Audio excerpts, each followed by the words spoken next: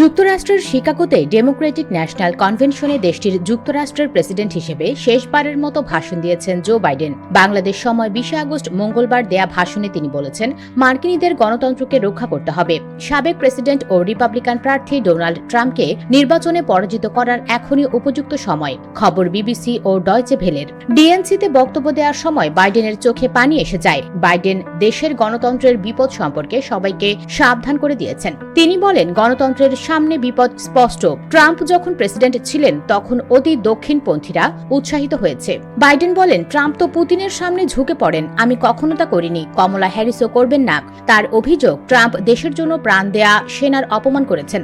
তিনি বলেন, যুক্তরাষ্ট্রের রাজনৈতিক সহিংসতার কোনো জায়গা নেই। যখন জিতবে তখনই শুধু বলবে দেশকে ভালোবাসা। এটা হয় না। বাইডেন বলেন, যুক্তরাষ্ট্রে ঘৃণারও কোনো স্থান নেই। নিজের সাফল্যের কথাও তুলে ধরেছেন বাইডেন। তিনি বলেন, দেশের উন্নতির পথে একটা অসাধারণ 4 বছর সময় আমরা কাটিয়েছি। যুক্তরাষ্ট্রের অর্থনীতি এখন বিশ্বের সবচেয়ে শক্তিশালী অর্থনীতি। মানুষের রোজগার বেড়েছে, মুদ্রাস্ফীতি কমেছে, ওষুধের দাম কমানো সম্ভব হয়েছে।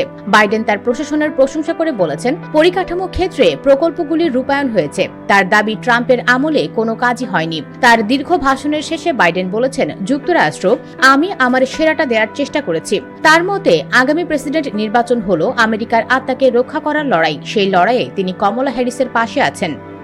US Bengal desk.